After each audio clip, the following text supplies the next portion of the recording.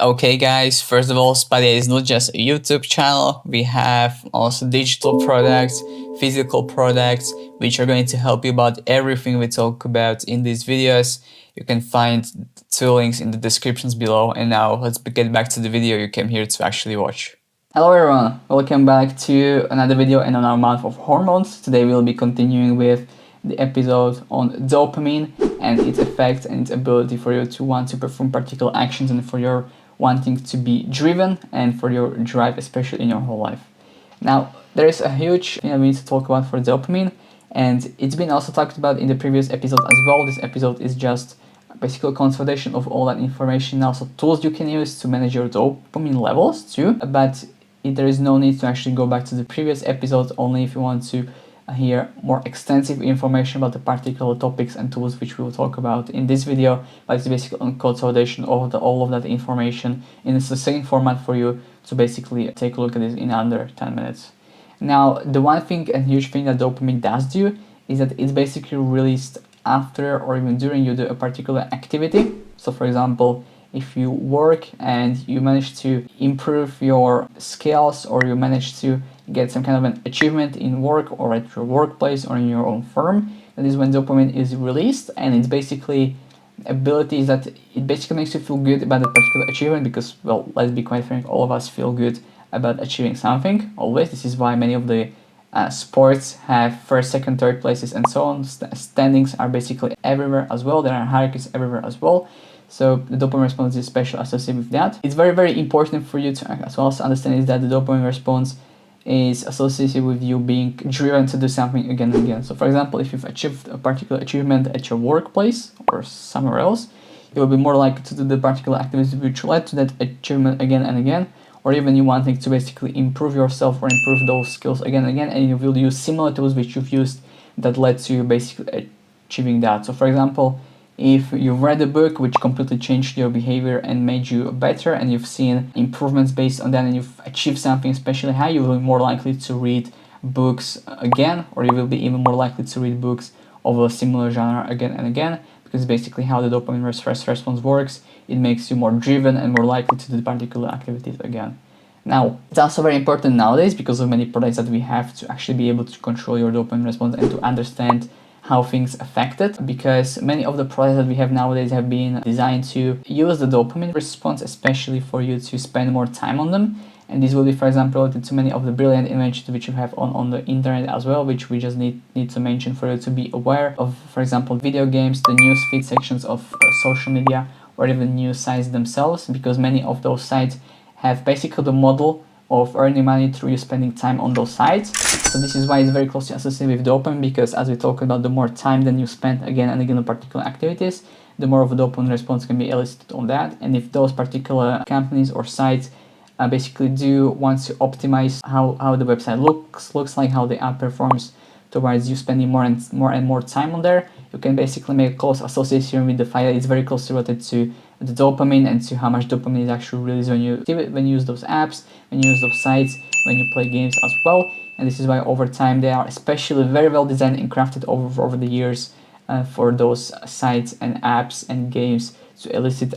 basically as much of a dopamine response as they can to make you spend more time in areas, because that is how they actually do make money through ads, for example. So this is why it's very important for you to actually understand that. Now the second, let's say, thing and even issue about this as well is that if the dopamine is released too high, it also has to come back down. Now this is also closely related to the fact that, for example, if you experience a birth of a child, which is a huge and even the largest thing that can happen in your life, or for many people at least in the top 2 or 3, then there are many anecdotal evidence and reports that people experience some kind of a crash of mood after birth of a child. But this is just basically to the fact that it's such a huge event is that the dopamine spikes so high that it also has to come back down again. So this is how dopamine works, and especially when it has to taper, that is when you can actually feel worse. But it's especially important to let that happen, because if you let that happen, then you will be again in the baseline of dopamine that you had before, or at least slightly higher baseline, but it's still a baseline from which you can then still again get a particular high from particular activities, for example, work achievements and such.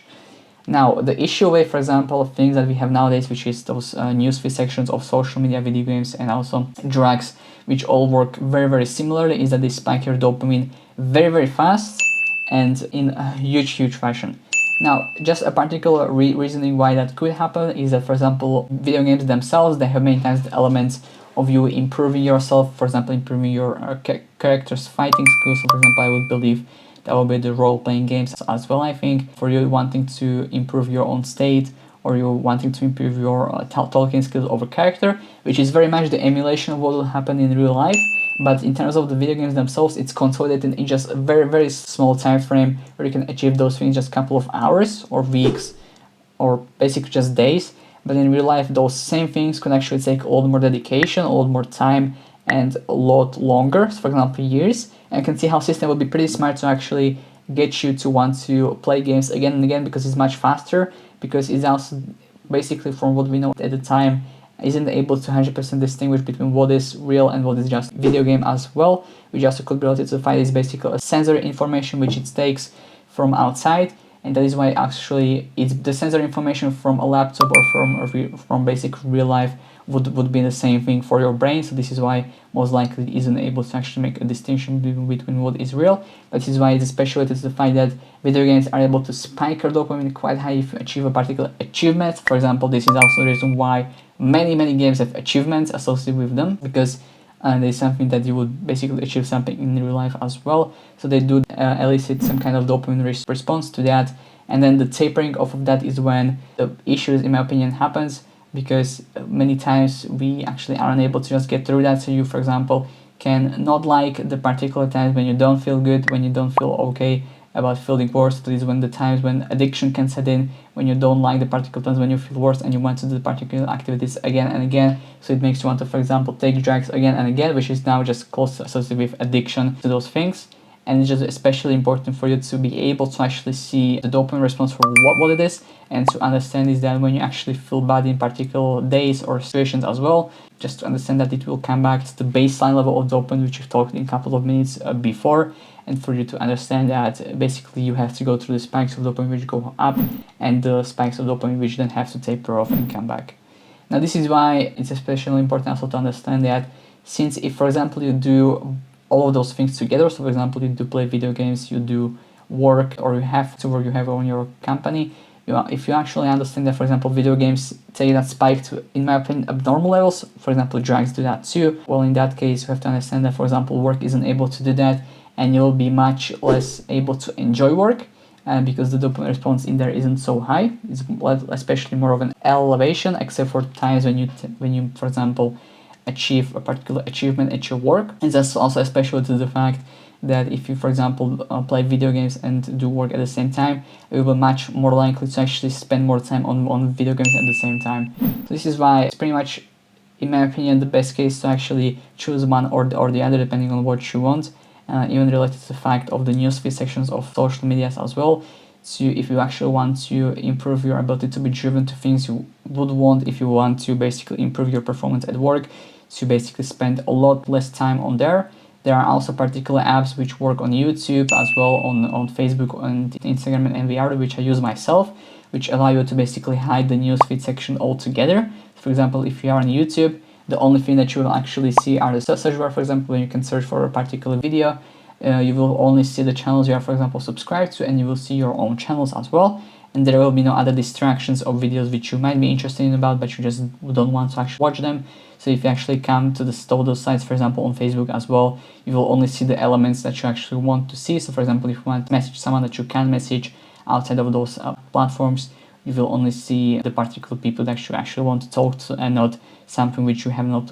expected to want, for example, your newsfeed section as well. So you can just basically hide that. And there are many apps which you can find. So for example, one would be, which I'm not affiliated with them, but there's basically called the Newsfeed Eradicator as well, which you can just find on any other plugin of your browser. I especially know it's basically available on all the browsers which are available for Windows as well. Now, so just basically close out this episode is that just to make sure that you actually elicit the proper way to use your dopamine, is to make sure and to understand that if you increase your dopamine too high, then it has to taper off, that there are some particular activities that do increase your dopamine less, so for example work, but they do help you quite a bit more, in my opinion, than video games for that matter. And then in terms of the particular tools to close out this episode, if you would like to basically get through those times when you might feel worse, when your dopamine is being tapered off, much more easily. Well, then things such as taking particular action, for example, in the gym, help quite a lot because they also increase your adrenaline. The same things happen with the cold showers, which can just take under 5 minutes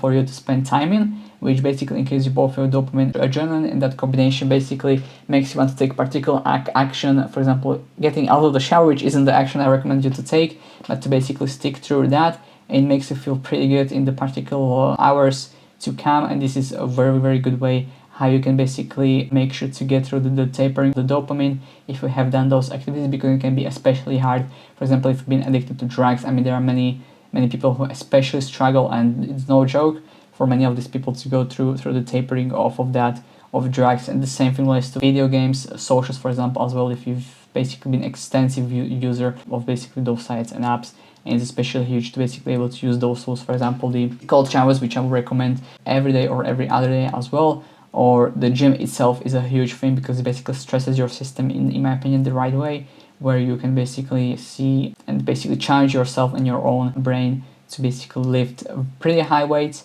which do elicit dopamine response, but it also does increase your adrenaline, which is a good combination to have in your system to basically have a proper healthy response in your own brain and body. So just to close out this episode, hopefully this has been helpful for you. If you will have any other questions for around the dopamine, which we've done many episodes about, but if you think something also could be more extensively detailed, just let us know in the comments below. So thank you.